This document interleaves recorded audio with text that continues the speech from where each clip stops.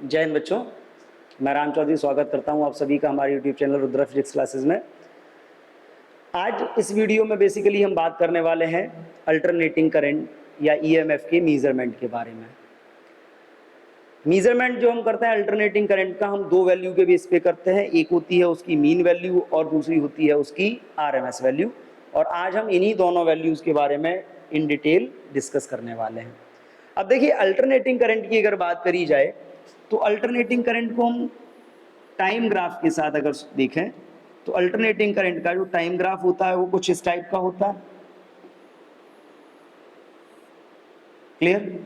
अब इसमें देखिए, टाइम ग्राफ पर अगर हम अल्टरनेटिंग करंट को देखें तो टाइम के साथ साथ करंट की जो वैल्यू है वो क्या है, रेगुलरली वेरी कर रही है, चेंज हो रही है। करंट जो है हमारा कांस्टेंट नहीं है। अब अगर इस केस में हमें कोई स्टडी करनी हो करंट की या कहीं अप्लाई करनी हो करंट की वैल्यू, तो ये वैल्यू तो हमारी स्टैंडर्ड वैल्यू नहीं हो सकती, क्योंकि हम अलग अलग टाइम पे अलग अलग वैल्यू को यहाँ देख पा रहे हैं। तो हम कैसे स्टडी करेंगे, कैसे हम स्टैंडर्ड वैल्यू इसकी फाइंड करेंगे?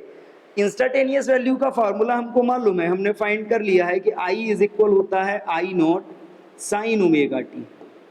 यहाँ पे देखिए, जैसे जैसे ये टी की वैल्यू बदलती जाएगी आई बदलता जाएगा। आई नॉट होती है इसकी पीक वैल्यू। क्लियर? टी बदलेगा, आई बदलेगा, तो हम इसकी स्टैंडर्ड वैल्यू कैसे फाइंड करते हैं? तो अल्टरनेटिंग करंट या अल्टरनेटिंग ईएमएफ की जो स्टैंडर्ड वैल्यू होती है वो हम दो टर्म के थ्रू फाइंड करते हैं, एक मीन वैल्यू के थ्रू, एक हम फाइंड करते हैं आरएमएस वैल्यू के थ्रू। हम वन बाई वन दोनों को स्टडी करेंगे। देखिए, मीन और average value of alternating current कैसे हम फाइंड करते हैं, क्या होता है। मान लीजिए आपके पास कोई रजिस्टर है या कोई भी सर्किट है। किसी भी सर्किट में आपने अल्टरनेटिंग करंट को अप्लाई कर रखा है। ये एक रजिस्टर है, इस रजिस्टर में आपने एक अल्टरनेटिंग सोर्स कनेक्ट किया हुआ है और इस सोर्स के थ्रू इसमें आप करंट पास कराते हो। सपोज इसमें जो करंट पास होता है उसकी जो इंस्टेंटेनियस वैल्यू है आई, और आई के बारे में आपको मालूम है आई इज इक्वल होता है I naught sine omega T. अगर हम इसका ग्राफिकल रिप्रेजेंटेशन देखें तो ग्राफिकल रिप्रेजेंटेशन के लिए देखिए, टाइम के साथ जब हम इस करंट का ग्राफ ड्रॉ करेंगे तो इसका जो टाइम ग्राफ होगा वो कुछ इस टाइप से मिलने वाला है हमको।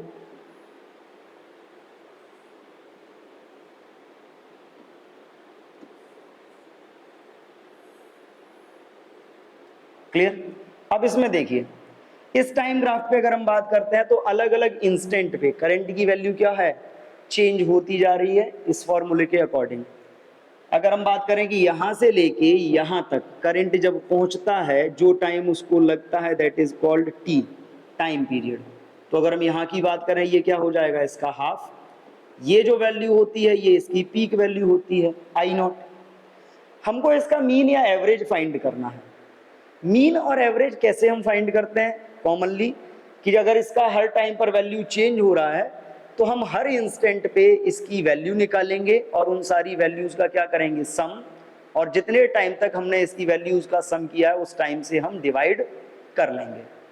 अगर हम ये मेथड अप्लाई करते हैं तो देखते हैं कि फर्स्ट हाफ साइकिल में क्या होता है, एवरेज इसका पॉजिटिव आता है, नेक्स्ट हाफ साइकिल में एवरेज निगेटिव आएगा, नेक्स्ट में फिर से पॉजिटिव। तो अगर हम एक कंप्लीट साइकिल के लिए बात करें तो एक कंप्लीट साइकिल के लिए हमको ये मिलता है कि जो करंट है आपका अल्टरनेटिंग करंट का एक कंप्लीट साइकिल के लिए जो एवरेज या मीन होता है वो 0 आता है। तो कंप्लीट साइकिल का तो मीन फाइंड करने से फायदा रहा नहीं। हम क्या करेंगे, हम इसका एक हाफ साइकिल के लिए मीन फाइंड करेंगे या एवरेज फाइंड करेंगे। अब देखिए, हाफ साइकिल के लिए अगर हम बात करें तो मेथड हमारा वही रहेगा कि हम सारी इंस्टेंटेनियस वैल्यूज का सम करेंगे और उस सम में हम टाइम से डिवाइड करेंगे। For half cycle mean current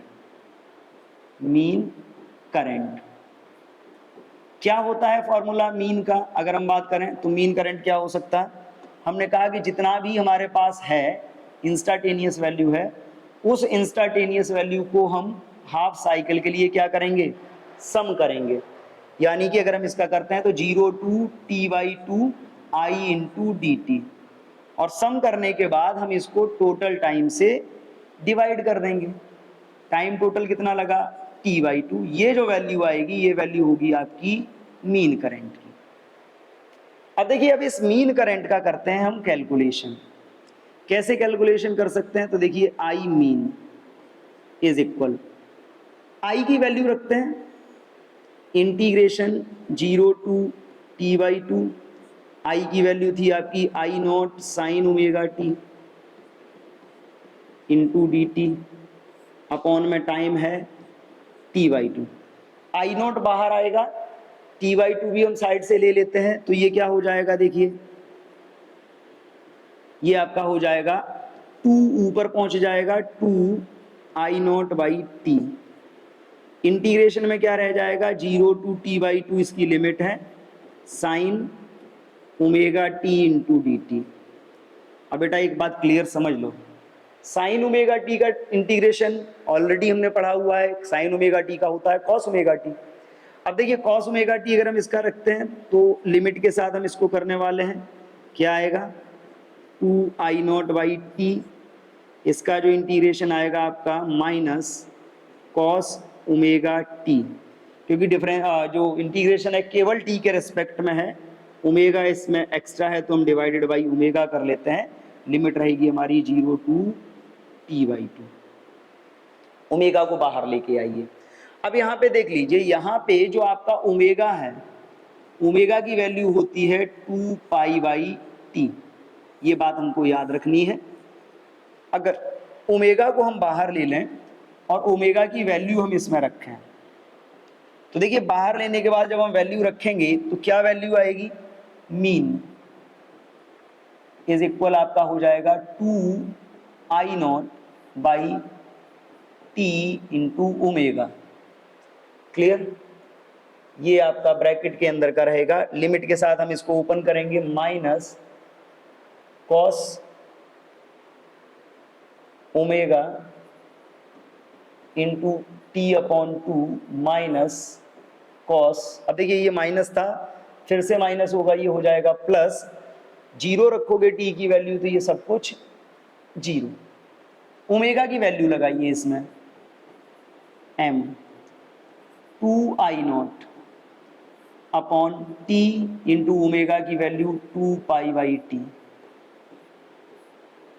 clear, अंदर हम देखते हैं माइनस कॉस ओमेगा की वैल्यू 2π/t इंटू ये पहले से था t/2, ये तो आपका प्लस कॉस 0 है ही। अब इसको जरा देखिए, कैंसिल पे अगर हम आते हैं तो क्या क्या कैंसिल हो रहा है इसका, t से t कैंसिल, 2 से 2 कैंसिल, इधर देखिए t से t, 2 से 2, ये आपका क्या बच रहा है, यहाँ पे आपका बच रहा है आई मीन इज इक्वल i0/पाई, और अंदर देखिए कॉस पाई बचा, कॉस पाई की वैल्यू होती है -1, तो ये आपका हो जाएगा माइनस, तो पहले से ऑलरेडी है ही, कॉस पाई की वैल्यू -1 प्लस कॉस 0 की वैल्यू 1, तो 1 + 1 कितना हो गया 2, तो यहाँ से निकल के आया आपका आई मीन इज इक्वल 2i0/पाई। क्लियर, या अगर हम इसको चाहें तो हम इसको ये भी लिख सकते हैं आई मीन इज इक्वल 2/पाई, इसी में लिख लेते हैं, दैट इज इक्वल 2/पाई। अब देखिए 2/पाई इंटू i0 आया, ओवरऑल जो हमारे पास आ रहा है वो आया हमारे पास 2/पाई इंटू i0। पाई की वैल्यू अगर हम 3.16 रखते हैं, 3.14 सॉरी, पाई की वैल्यू अगर हम यहाँ पे 3.14 रखेंगे तो फाइनली ये जो वैल्यू आएगी वो आएगी आपकी आई मीन इज इक्वल 0.637i0। ये वैल्यू आ गई मीन, किसके लिए, पॉजिटिव हाफ साइकिल के लिए। अगर हम यही बात करें निगेटिव के लिए, similarly for negative half cycle.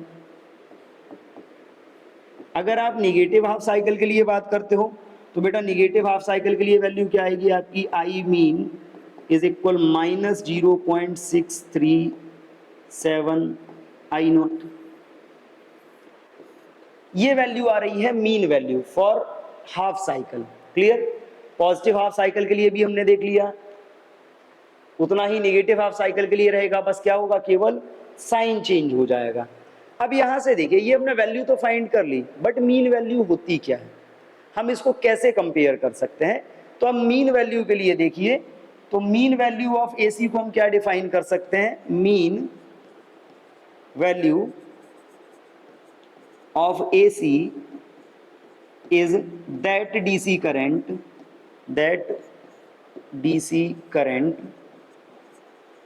which can send same amount of charge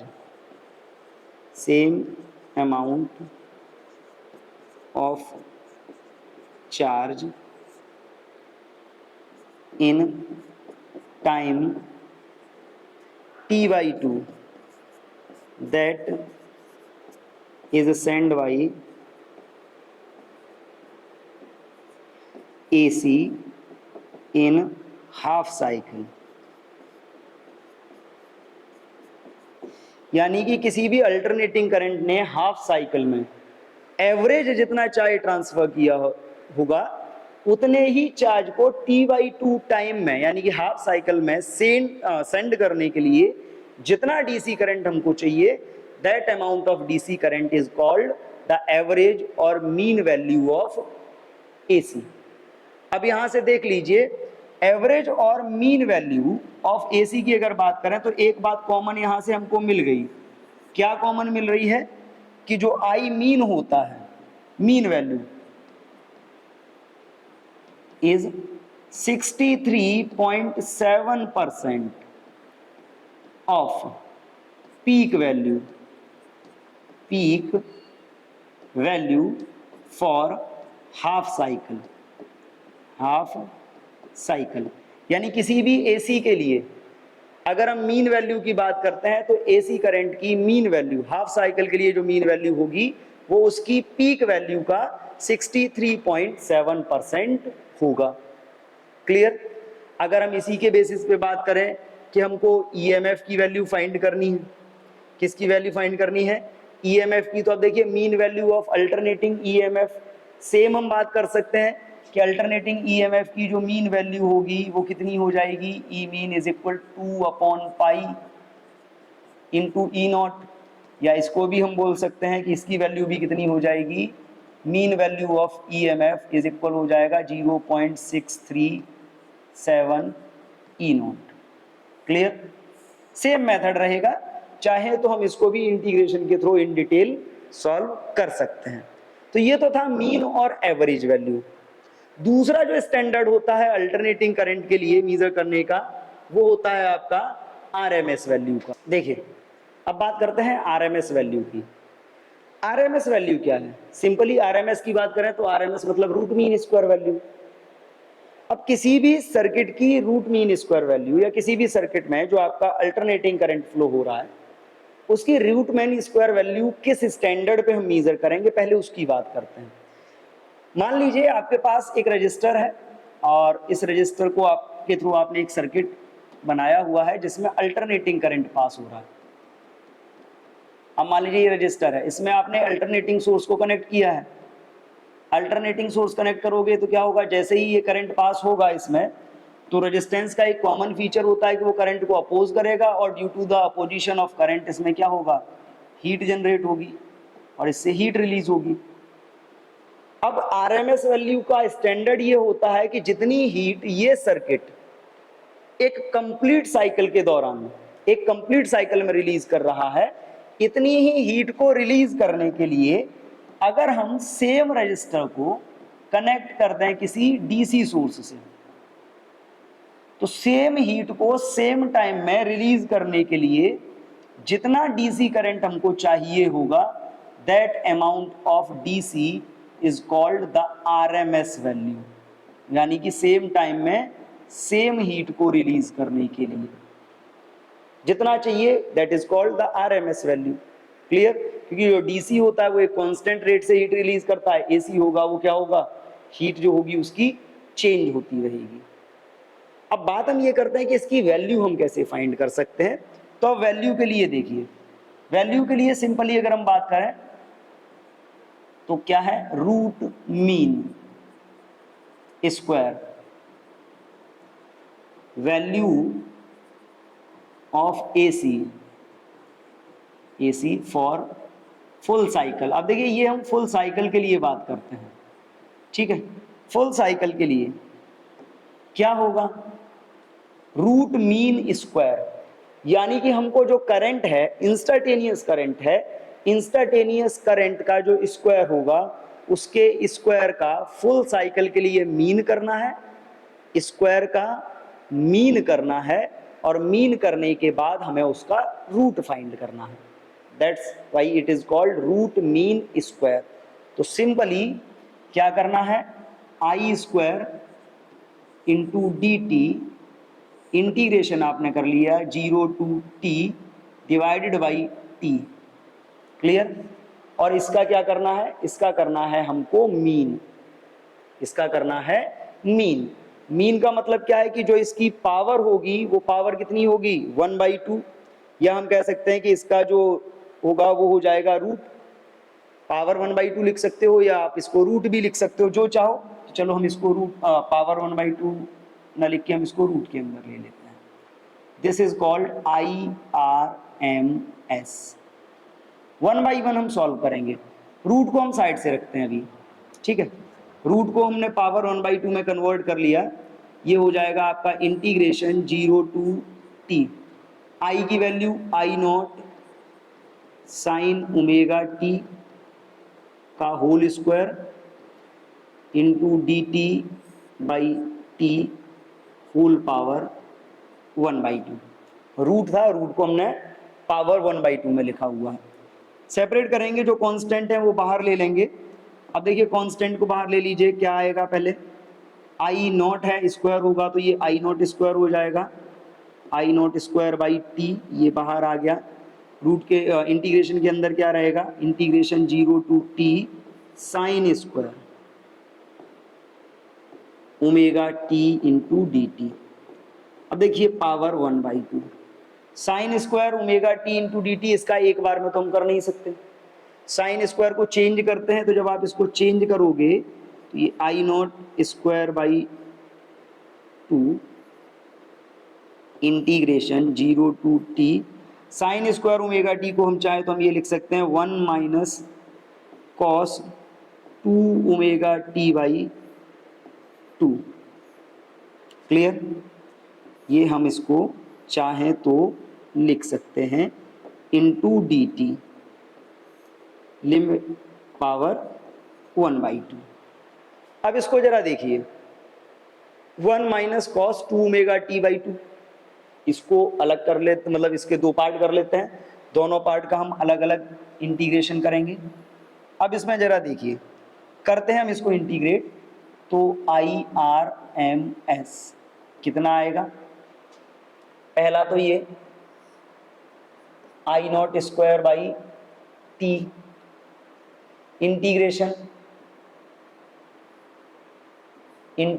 0 to t, पहला आएगा 1/2 इंटू डी टी। क्लियर? फिर आएगा minus integration 0 to t cos 2 omega T by 2 into D T whole power 1/2। Clear? या चलिए चलते हैं next page पे, लिए चलते हैं इसको, यहाँ थोड़ा सा प्रॉब्लम है, ये इक्वेशन है, नेक्स्ट पेज पे लेके आते हैं। क्या हमको मिल रहा है, IRMS हमको मिला है I naught square by 2 integration 0 to t 1 minus cos 2 omega T by 2 d T whole power 1/2। Parts को अलग अलग कर लीजिए, अलग अलग करते हैं।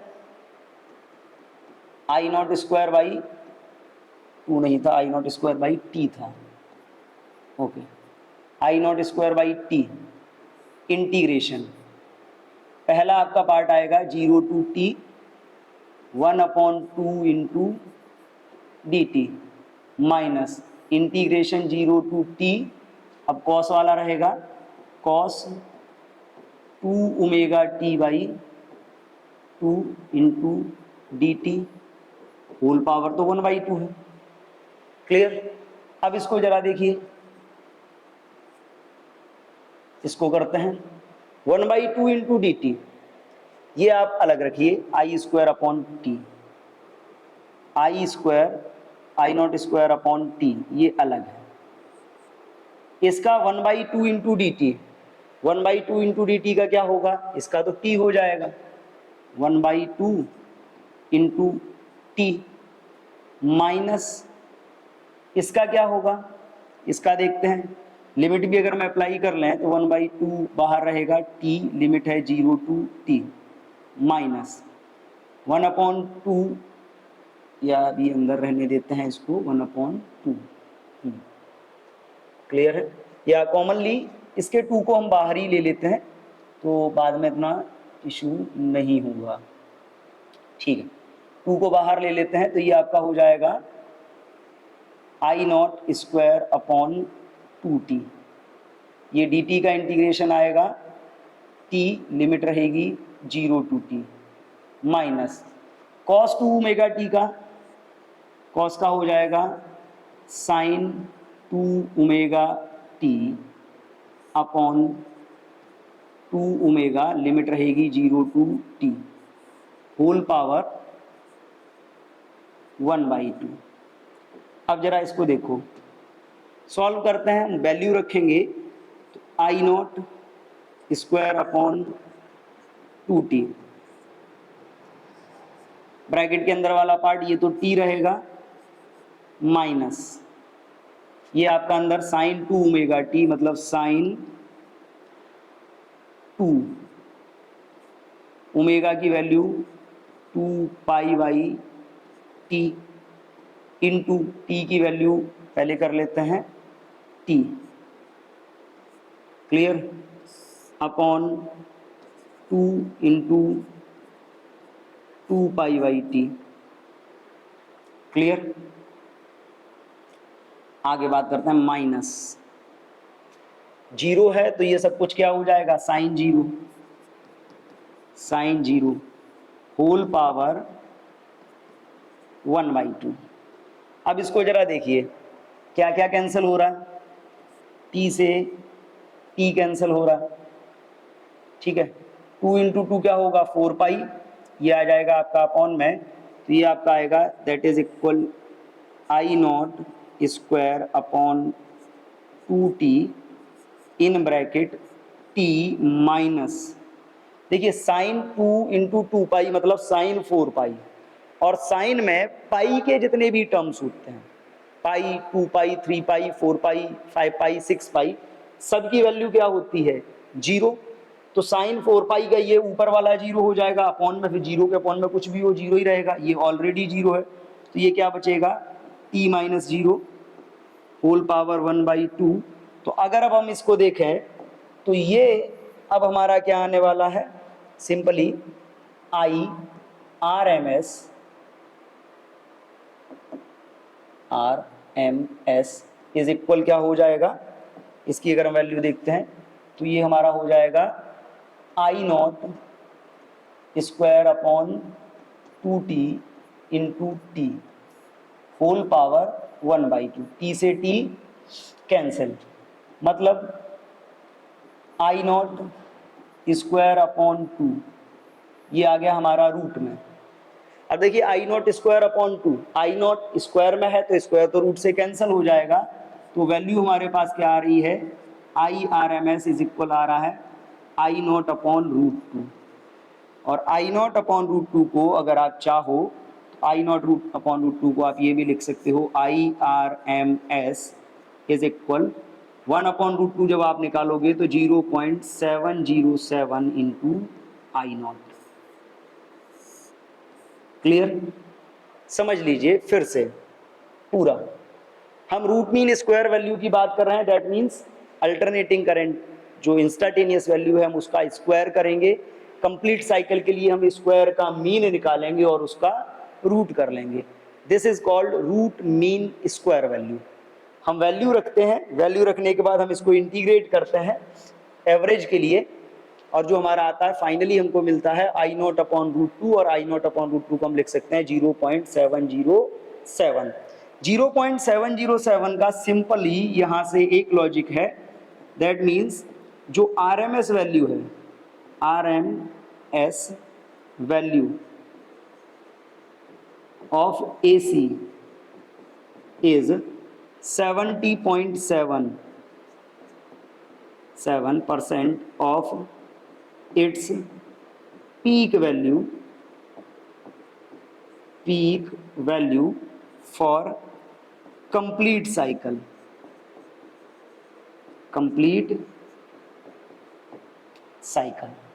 क्लियर? तो RMS वैल्यू कितनी आ रही है? RMS value is 0.707 I0। अब देखिए ये तो करंट की RMS वैल्यू थी, क्योंकि EMF भी अल्टरनेटिंग है तो EMF की भी RMS वैल्यू हो सकती है। तो अगर हम EMF की RMS वैल्यू के लिए बात करें तो RMS value of alternating EMF same आएगा आपका। अगर आप बात करते हो ERMS तो ये भी कितना आएगा?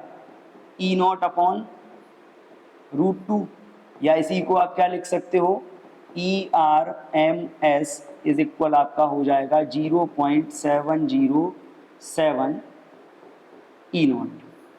और एक बात समझ लीजिए, जब हम बात करते हैं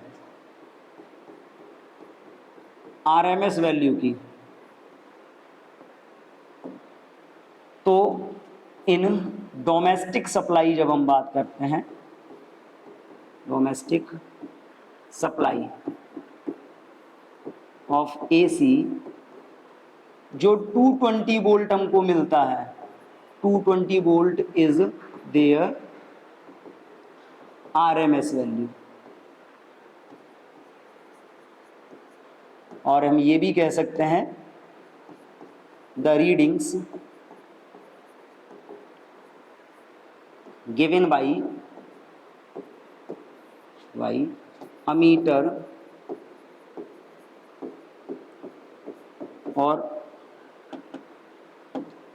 और voltmeter for AC are RMS वैल्यू। देखिए जो आपका अमीटर या वोल्ट मीटर जो आपके घरों में यूज होते हैं, वो अमीटर या वोल्ट मीटर हीटिंग के प्रोसेस पे वर्क करते हैं। हीटिंग कॉइल अमीटर या हीटिंग कॉइल वोल्ट मीटर उनको बोला जाता है। और हीटिंग कॉइल अमीटर या हीटिंग कॉइल वोल्ट मीटर जो रीडिंग आपको देगा वो उसकी RMS वैल्यू होती है, ना कि उसकी इंस्टेंटेनियस वैल्यू होती है और ना ही उसकी मीन वैल्यू होती है। तो हमें घरों में जो 220 वोल्ट की सप्लाई मिलती है वो 220 वोल्ट क्या है? अल्टरनेटिंग करंट का RMS वैल्यू है। या जो भी हमको एम्पियर मिलता है, जो करंट मिलता है हमें, वो उसका RMS वैल्यू हमको मिलता है। ये बात हमको याद रखना पड़ेगा। तो अब देखिए इस वीडियो से ये तो हमको क्लियर हो गया कि मीन वैल्यू कितनी होती है करंट की और RMS वैल्यू कितनी होती है। तो अब एक बार इसको समझ लीजिए, जैसे हम बात करते हैं मीन वैल्यू की, तो मीन वैल्यू हमने क्या पढ़ा? मीन वैल्यू का मतलब जो आपका आई मीन होगा वो आपका कितना होगा? दैट इज इक्वल I0/पाई, या हम सिंपली बोल सकते हैं 0.637